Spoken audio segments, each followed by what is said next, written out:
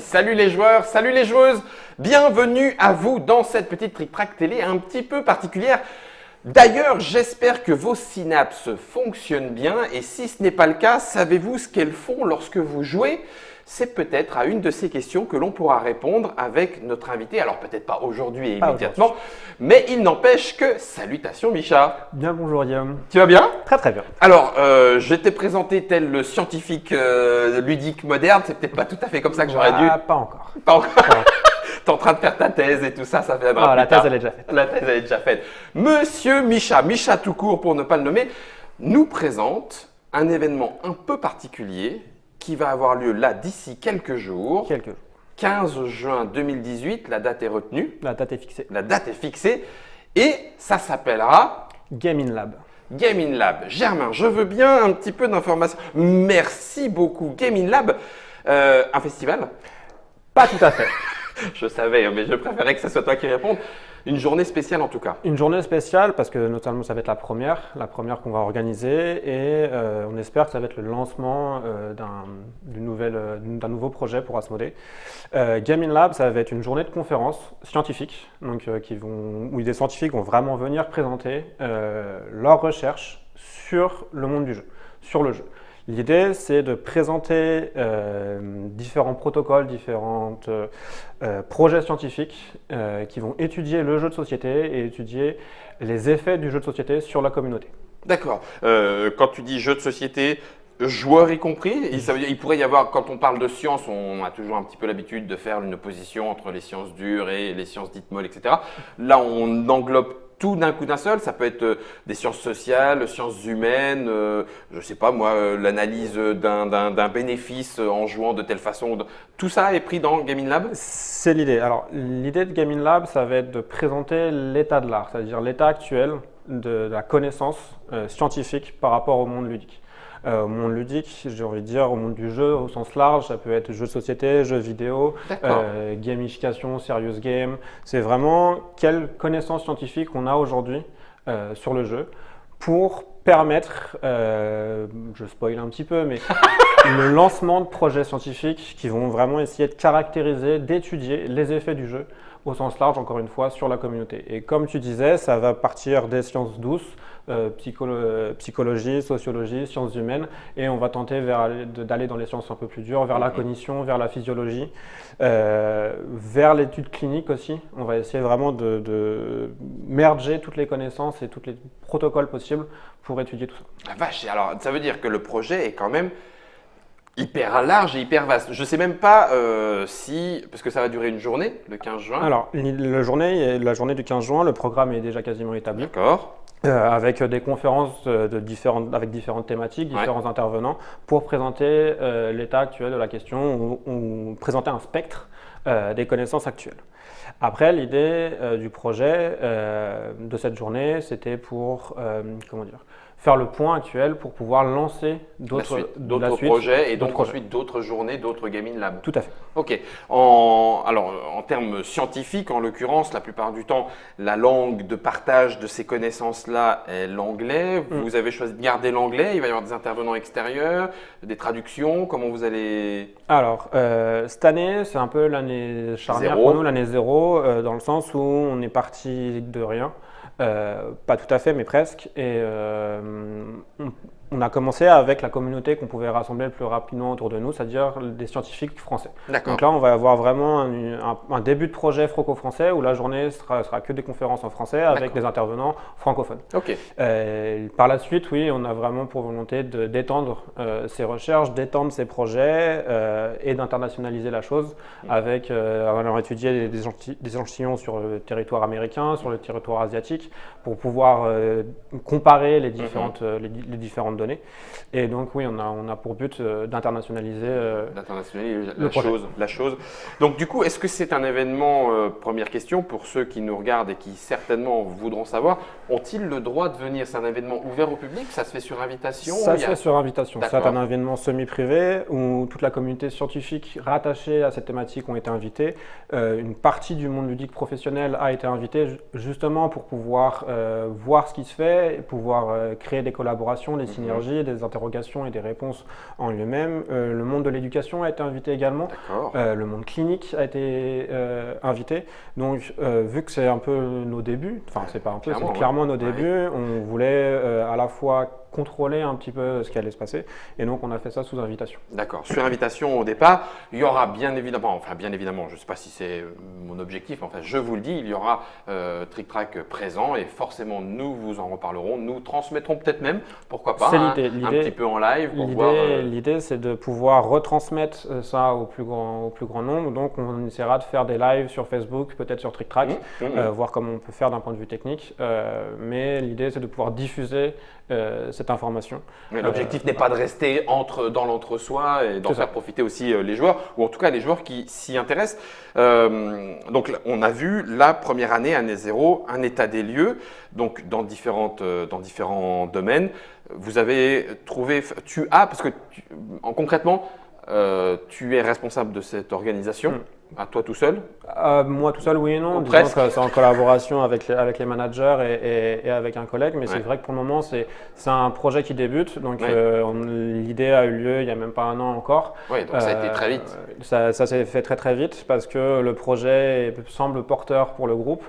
Et surtout, tous les retours qu'on a à l'extérieur du groupe sont vraiment très positifs. L'idée, c'est vraiment de créer une communauté scientifique, de créer des collaborations, de créer une synergie pour potentiellement aller plus loin et potentiellement créer un nouveau champ scientifique. La ludoscience. Non, ça serait la ludologie. Non, ça existe déjà. Bon, on verra.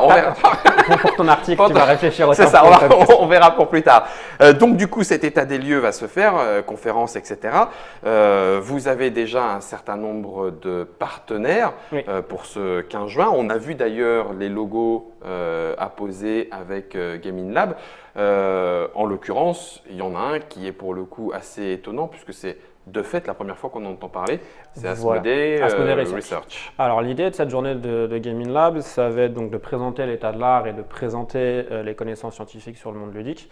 Et ça va être aussi notre date de lancement pour Asmodee Research, donc qui pour l'instant est sous le nom d'une entité chez Asmodee, qui va servir qui vise à aider les scientifiques pour aller plus loin sur la connaissance scientifique sur le monde ludique. D'accord, c'est pas un laboratoire scientifique qui recherche autour du jeu, etc. ou comment nous vendre mieux les jeux de société. C'est presque un mécène, entre guillemets, pas tout à fait, mais un facilitateur. Un tremplin pour créer des collaborations, pour créer des rencontres, pour essayer de développer des projets au mieux avec les scientifiques. On n'est pas là pour faire de la science. La science sera faite par les scientifiques. On est même en train de monter un comité d'experts justement pour que tout ce qui est projet scientifique soit validé par des pairs.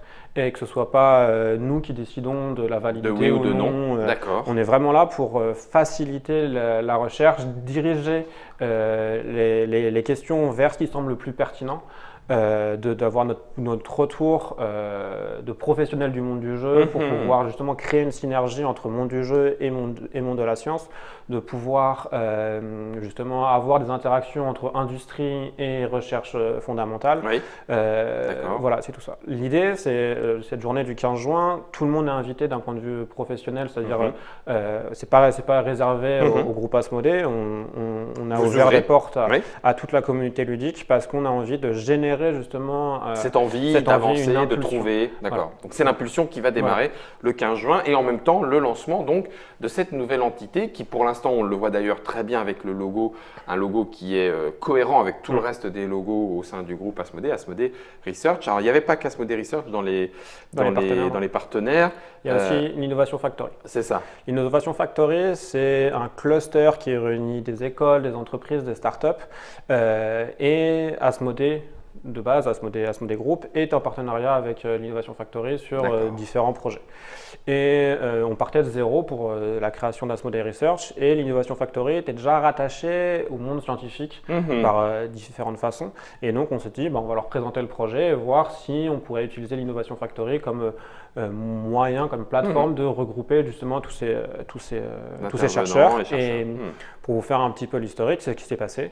On a réussi, grâce à l'Innovation Factory, jury a organisé des journées de discussion, des déjeuners de discussion avec différents chercheurs francophones qui travaillaient de près ou de loin sur le jeu, et pour pouvoir avoir des discussions ouvertes et essayer de dégager les questions qui étaient pertinentes, prépondérantes et les plus intéressantes, et pour après réfléchir à quelle collaboration, quel projet on pourra mener pour la suite. Embranché pour derrière. Donc ça, c'est Innovation Factory avec Asmodée. Ça a donné lieu, non pas, c'est pas une conséquence, mais en l'occurrence, ça a permis aussi la création donc d'Asmodée Research, qui va perdurer avec un comité d'experts aussi par rapport à toutes ces facilitations de projets. Alors moi, ça me fait venir énormément de questions. Donc il y a celles qui seront à propos et celles qui seront hors de propos. Tu vas me répondre. En l'occurrence, les joueurs, à part jouer, ça y est, je commence à faire la ségrégation. Comment est-ce que, dans le milieu scientifique, il y a de la publication pour que d'autres scientifiques puissent être mis au courant, s'y intéresser, etc. Comment est-ce que toutes ces recherches par rapport au monde du jeu, au milieu du jeu, à ce qui se passe dans le jeu, à ce qui se passe avec les joueurs, comment est-ce que tout ça va être, entre guillemets, aggloméré, réuni? Est-ce qu'il va y avoir des publications particulières? Quand je parle de ça, il y aura certainement des publications dans le domaine scientifique. A priori, vous en avez déjà parlé, organisé. Et éventuellement, pour les joueurs, les retours, pour ceux qui pourraient s'y intéresser, est-ce qu'il va y avoir des publications particulières? C'est vraiment le but. L'idée, c'est de pouvoir lancer des projets avec des scientifiques ou Asmodée Research serait d'une façon ou d'une autre partenaire. Pour produire donc des données scientifiques et aboutir à des publications scientifiques, donc qui soient reconnues par toute la communauté scientifique. D'accord. Ça s'adresse donc à un public ciblé. Intéressé, qui s'intéresse à tout ça. Et des publications forcément en anglais. L'idée derrière ça, c'est une fois qu'on a ces publications et qui vont prouver scientifiquement les effets du jeu. Parce qu'aujourd'hui, on sait que le jeu, c'est bon pour la santé. On sait que c'est bon pour les interactions sociales. On sait plein de choses. On le sait, mais il n'y a aucune preuve scientifique aujourd'hui avec des papiers qui le prouvent. L'idée, c'est à la fois d'avoir des papiers qui prouvent ce genre de phénomène et qui vont aller plus loin dans la recherche, par exemple sur Alzheimer, sur les interactions intergénérationnelles et autres. Une fois que ces publications auront été faites, l'idée derrière, ça va être de valoriser, de maximiser toutes ces données pour pouvoir après les diffuser avec des efforts de vulgarisation, mais aussi auprès de professionnels pour valoriser l'image du jeu et arrêter le côté infantilisant, le côté les grands classiques qu'on sort à chaque fois. On n'a pas dit le mot. Et vraiment élever la valeur du jeu au sein même de la société. En étant reconnu. Donc du coup, ça va être l'aspect, oui, comme tu l'as dit, en termes scientifiques, le mot c'est vulgarisation. Là, il y a des choses qui sont effectivement déjà écrites sur, j'imagine, le hasard, le fait que tel ou tel jeu, où on fait des grands arbres en disant, là, il y a un +2 si tu fais telle action, là, il y a un +1, mais après, si tu fais telle autre action. Bref, je pense qu'on n'en est pas encore là à analyser comment jouer à tel ou tel jeu de façon optimum, après, stratégiquement petite parlant. Précision là sur le sujet, on n'est vraiment pas là pour essayer de créer les meilleurs jeux, pour avoir l'élément disruptif sur le game design ou autre. On est vraiment là pour étudier l'effet du jeu sur le joueur et sur la communauté. On est vraiment là pour essayer d'en étudier les effets sociaux, psycho, physio sur le joueur. On n'est pas là pour créer le prochain jeu qui va révolutionner. On n'est pas en train d'automatiser ou de faire une recette d'étudier le meilleur l'intelligence artificielle de l'auteur, etc. Au sein du groupe, on a des studios de création qui créent des jeux fantastiques. Il y a énormément de jeux qui sont créés par an. Et on n'est pas là pour remplacer ça ou pour faire ça. On est vraiment là pour étudier l'autre aspect, c'est voir l'impact du jeu sur la société et en étudier les effets. D'accord. Donc je fais bien attention à mes mots. Non, mais tu fais bien. C'est de la science. On n'est pas là pour avoir un regard qui va être biaisé. On ne veut pas prouver les bienfaits du jeu de société. On est là pour étudier les effets. Bien sûr, on est tous convaincus qu'il y a des bienfaits. Que c'est du bienfait. Mais on a besoin de ces protocoles expérimentaux et ces données qui vont être étudiées statistiquement pour pouvoir en dégager des lois qui seront là scientifiques et donc décider si oui ou non il y a des bienfaits sur la communauté. L'autre élément auquel je pensais aussi, la petite interrogation, tu parlais de l'état des lieux sur le jeu. moi, ça me fait penser à certains. Alors, je pense par exemple à Olivier Caïra sur les forces de la fiction par rapport au jeu de rôle, etc., avec des études qui justement ont été à un autre niveau parce que le chercheur, le scientifique était lui-même joueur, mais en prenant un peu de recul sur l'aspect étudié, l'objet étudié. Vous avez trouvé dans l'état actuel des choses, vous avez trouvé des scientifiques qui ne jouent pas et qui pourtant étudient le jeu, ou ça reste de toute façon malgré tout des gens qui effectivement sont des joueurs et c'est pour ça qu'ils ont étudié l'élément jeu? Il y a plusieurs possibilités. Il y a à la fois le fait qu'on ait considéré le jeu au sens large. Ça Oui. veut dire que aujourd'hui, le jeu évolue. On voit des jeux hybrides entre jeux vidéo et jeux analogiques. On voit de la gamification, on voit du serious gaming, on voit les escape games, tout ça qui prend une ampleur forte dans la société. Donc il y a des gens qui étaient reliés au jeu, pas forcément aux jeux de société, qu'on a réussi à imbriquer dans le projet. Par exemple, des gens qui avaient des protocoles d'études psychosociaux, par exemple sur le e-sport, qui avaient des protocoles qui ont montré le comportement humain dans le e-sport. Et on leur a dit, dans ce cas-là, pourquoi pas utiliser tes protocoles pour étudier les joueurs autour de la table, voir les comparaisons, voir s'il y a des analogies. Avec tous les questionnements qu'il faut pour savoir si le protocole doit être remis en question aussi, etc. Voilà. C'est l'utilisation de protocoles déjà existants, déjà validés, dans une autre thématique ou sur la même idée d'avoir une étude sur les aspects de bien-être émotionnel, cognitif, sur l'utilisation du jeu de société dans des protocoles déjà établis. Ou alors, c'est vraiment des gens passionnés par le jeu qui ont envie de prouver que le jeu évolue et ses impacts. D'accord. C'est pour bientôt le truc où je pourrais m'inscrire et devenir cobaye dans un laboratoire et on me mettra des trucs et je pourrais jouer, mais on étudiera les trucs de mon cerveau? On espère pouvoir le faire bientôt. Non, l'idée c'est vraiment ça. Là, on est vraiment sur la phase de développement des projets, de pouvoir définir des paramètres scientifiques. Et l'idée, c'est que des projets scientifiques se lancent sur la deuxième partie de 2018 avec différents partenaires. Donc à l'issue du 15 juin. À l'issue du 15 juin, le 15 juin, ce sera vraiment la date de lancement de ces différents projets.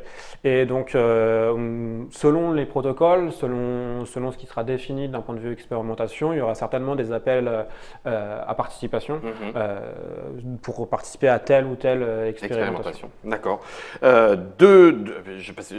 Germain, tu me dis quand on arrive à la demi-heure, parce que sinon je sens que je vais déborder, parce que comme ça me passionne, ça va aller trop loin. Donc je ne voudrais pas embêter Micha plus longtemps qu'il ne le faut. Le 15 juin, ça démarre. Il va y avoir de nouveaux projets, etc. Je vais poser la question. On sait aussi que la recherche scientifique, quelle qu'elle soit, peut coûter cher parce que ça peut durer longtemps, on peut chercher sans trouver, chercher ça prend du temps, etc. etc. Cet aspect-là, financier, économique, est pris en compte aussi, alors pas dans le 15 juin, mais à Asmodee Research. Évidemment, l'idée, c'est aujourd'hui, les projets ne sont pas encore lancés. On est en train de définir, comme je disais juste à l'instant, les paramètres scientifiques, mais on est aussi en train de définir les paramètres administratifs. Ça veut dire qu'on veut être dans la légalité, comme on disait tout à l'heure, on veut être un facilitateur. Donc, trouver les meilleures solutions pour aider les chercheurs à faire de la recherche tout en étant dans les clous. On ne veut absolument pas être un tyran sur les chercheurs et avoir des chercher ça, trouver ça, voilà. On pose le diplôme et ça sera pour nous si on trouve quelque chose. C'est pour ça qu'on veut passer par un comité d'experts, c'est pour ça qu'on veut être le plus neutre possible et trouver les meilleures façons d'aider les chercheurs à avancer sur le sujet. Pour parler un peu technique, il y a des bourses CIFRE par exemple, des bourses de thèse qui permettent à un étudiant de faire une thèse et de travailler à la fois dans le monde de la recherche et dans le monde de l'entreprise. Donc ça, c'est quelque chose qui est possible. Après, pour financer des masters, des postdocs ou ce genre de choses, il y a différentes solutions. Donc on est en train d'étudier ça avec les chercheurs en fonction du projet, en fonction de ce qu'on a envie de faire pour définir. C'est tout nouveau pour nous. On prend le temps de bien faire les choses. Il y aura à défricher, à réfléchir, à remettre en question. De toute façon, en l'occurrence, j'allais dire, les Gaming Labs seront aussi là pour faire comme des jalons et voir où est-ce que les choses en sont à chaque fois. Une fois par an, Gaming Lab? L'idée, c'est ça.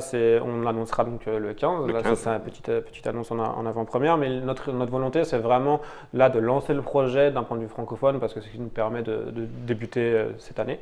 Mais de penser déjà à internationaliser la chose, comme on disait tout début, avec des conférences en anglais et d'aller chercher des collaborations avec des scientifiques aux États-Unis États-Unis, en Asie ou un peu partout dans le monde, justement, pour pouvoir avoir un panel le plus large possible sur la communauté.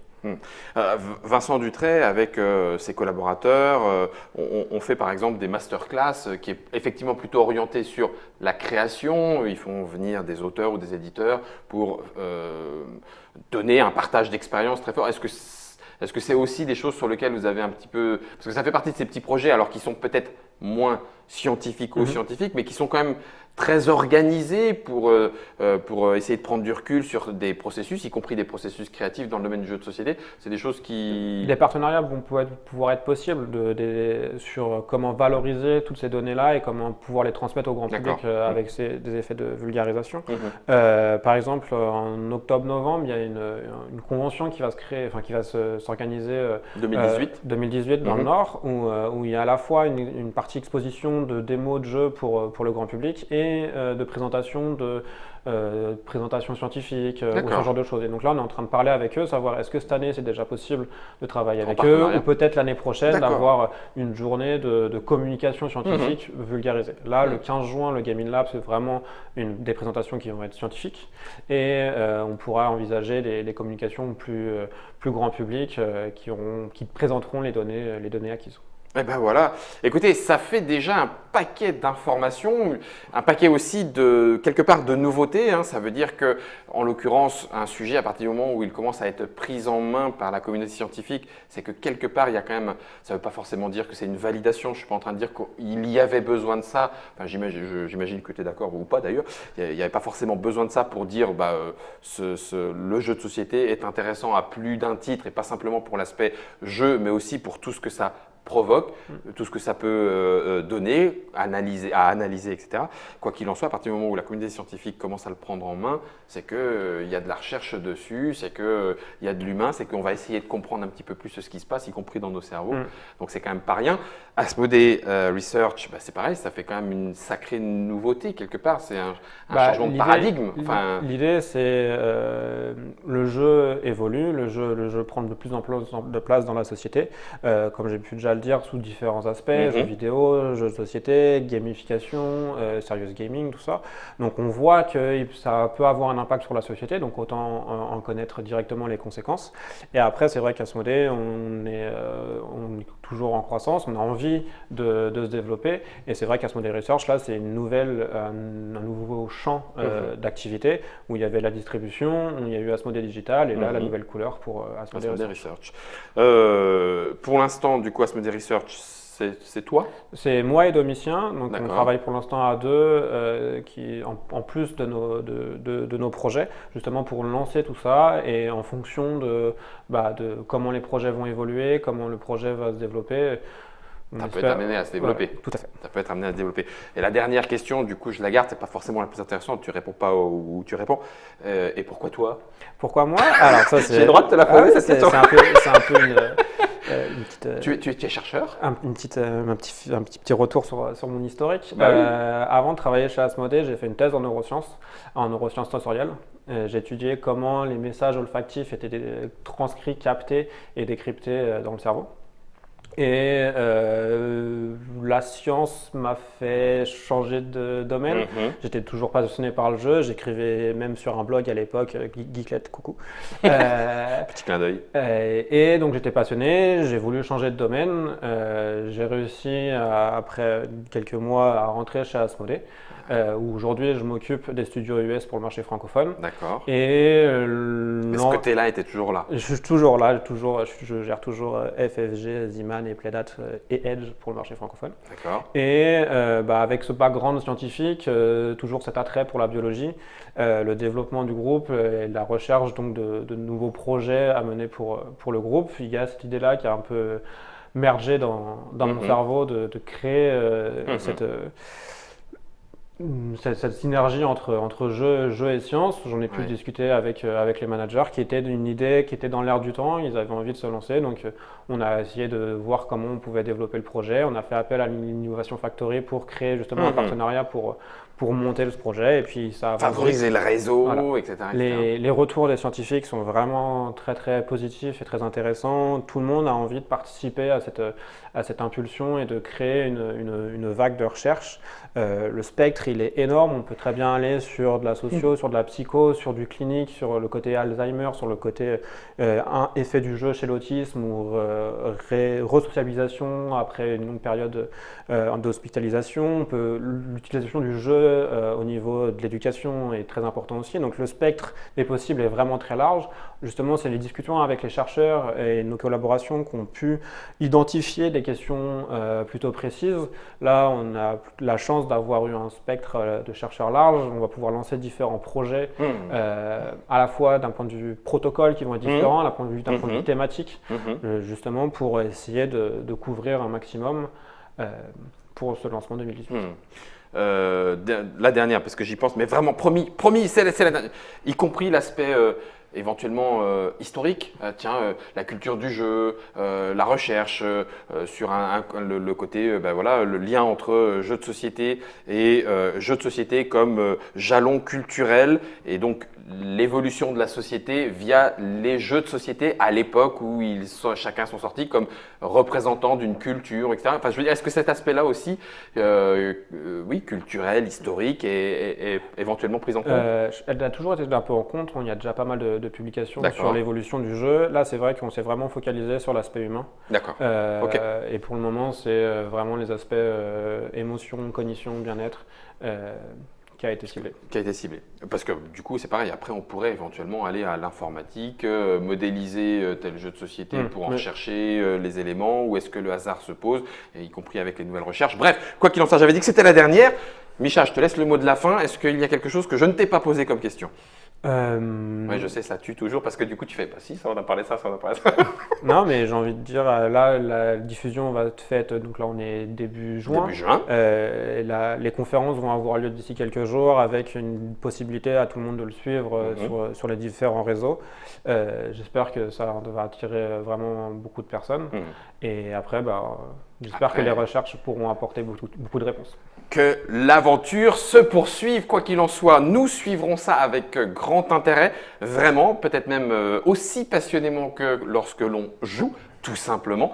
On en reparlera bien sûr sur Trick Track, peut-être même que nous ferons un petit débrief, pourquoi pas, avec Micha ou sans Micha, quoi qu'il en soit. Merci d'être venu nous présenter. Merci beaucoup d'avoir présenté ça. Ah bah tu parles qu'on va regarder ça. Je vais essayer. J'ai toujours rêvé de comprendre les différentes personnes qui se passaient à l'intérieur quand je jouais à un jeu. Si vous pouvez m'aider à comprendre ça, je pense que ma vie sera meilleure. À mon avis, tu es un cas un peu Ah, complexe. oh, mercredi, c'est encore pas pour tout de suite. Merci Micha, merci à Germain pour Merci la à vous. réalisation. C'est donc le Game in Lab, c'est le 15 juin 2018. Et en l'occurrence, ce n'est que le début de la grande aventure puisque ça marque aussi le lancement d'Asmodee Research comme facilitateur autour de toutes les recherches scientifiques avec Innovation Factory pour la mise en réseau. Et donc, ce premier symposium de recherche autour du jeu et de toutes ses facettes, de tous ses aspects. On vous en reparle et ne vous inquiétez pas, à partir du moment où vous jouez, quoi qu'il en soit, a priori, scientifiquement, vous êtes sur de bonnes voies. Ouais, bonne partie à vous. Au revoir.